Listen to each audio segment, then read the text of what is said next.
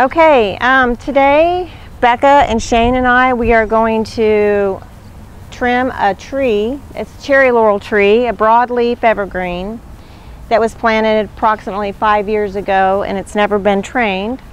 We're going to take it from a very large shrub and turn it into an ornamental tree that can then develop a canopy and grow into a normal tree.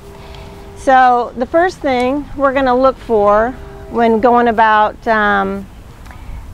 training a tree, we're going to look for its main central leader. And all trees will have one. Sometimes they'll break out into several. Sometimes it'll just have one that goes all the way up. This one, it has one that goes all the way up and then another one that veers off. So we're going to have to keep both of those.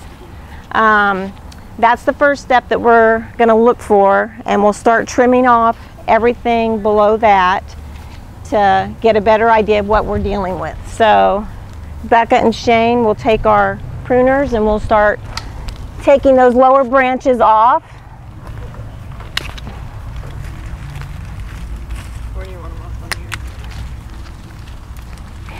Okay, let's go from this branch here and this one here and pick, yeah, we'll take that bamboo out.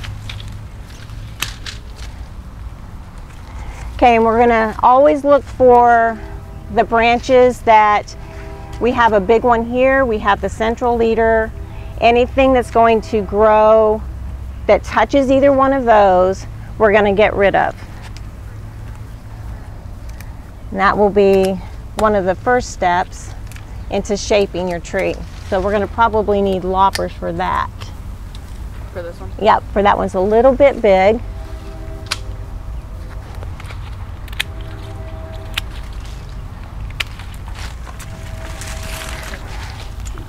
Another thing in deciding how you want your tree to grow is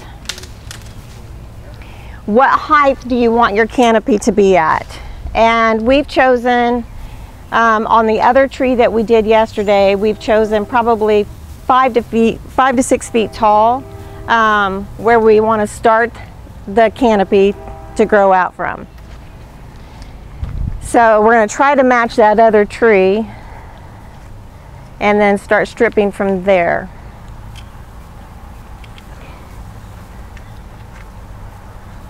Yep, that's good. And this one, let's get rid of this one. And if you need loppers for the bigger ones, let's use those. The loppers are good for the bigger branches, whereas the hand pruners are perfect for just snapping off the smaller ones.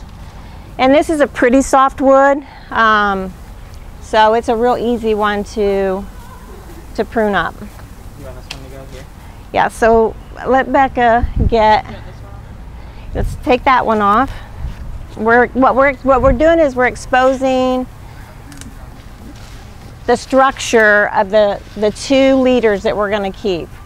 That's what gives it more of the ornamental feel, and you can actually see the shape and the structure of the tree itself. And no knobby.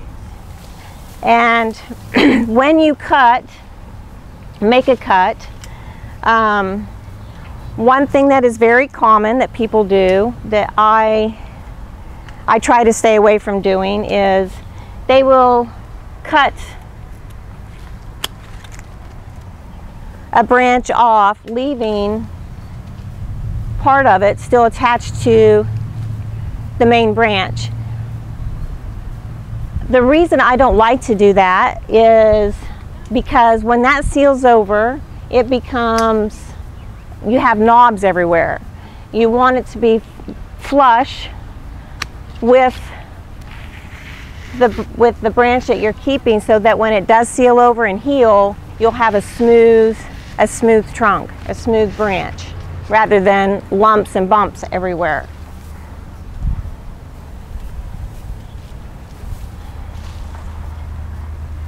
And you can always go back after you make your cuts and take a sharp pair of pruners and make a real nice, clean looking cut.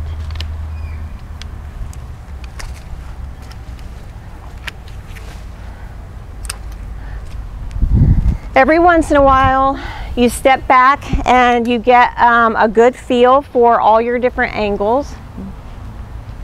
You want the tree to be balanced on every side as much as possible.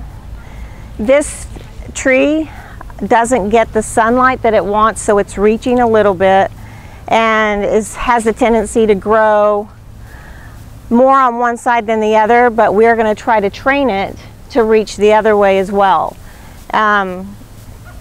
So it'll develop more of a balanced canopy. Okay, so we've picked out our two main trunks. We have decided the height of our canopy, and so we have our first step down, and you can already see a tree starting to form here, the structure of the tree. So this is true with shade trees or ornamental trees. Shade trees are large trees, anything 30, 50 and beyond that is a shade tree. Ornamental trees that you plant closer to a foundation, this principle applies to both. When thinning out, pruning a tree, you always want to look for whatever is growing in to the center or whatever is growing down towards the ground, get rid of, or anything that's crossing and touching each other. And when you prune a tree and we're getting rid of all this energy, what we're doing is we're putting the energy to where we want it to go, so that it'll develop and grow from there and become stronger. So now what we're going to do is we're going to look, and this tree doesn't have a lot of it. The other one did, but this tree doesn't have a lot that's growing down or inward.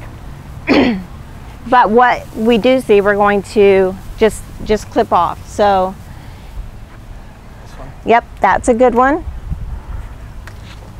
And here we have multiple different little branches growing.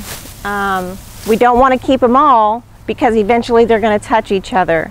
So we're going to decide which ones we want to keep and which ones we want to get rid of. So for this one, these two are so close together, but this one's growing in. So we're going to get rid of it, and we're going to keep the one that's growing up and growing straight up.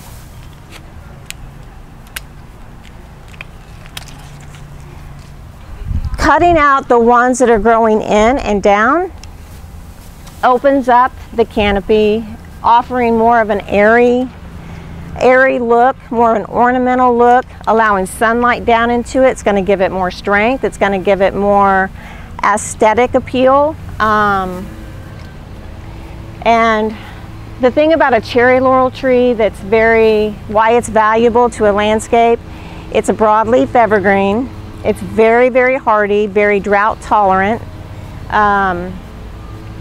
keeps its interest all year long, and is very dependable year after year in our area. Do you want this one? And then we're going to step back and look and see.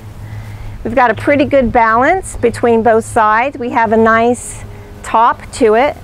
It's this tree didn't need a lot on the inner working of it, just needed for the structure of it to be shown and allowing that to grow. I'm actually pretty happy with the way it looks now. We can just take a few more of these little tiny branches that don't need to be on the tree off, and then I think we'll be done.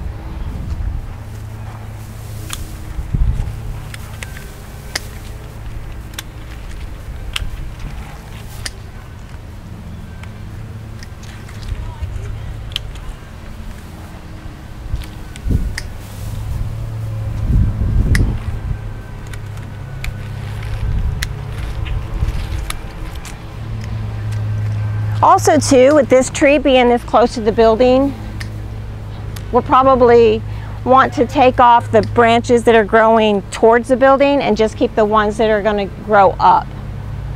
And that's what Shane's doing now.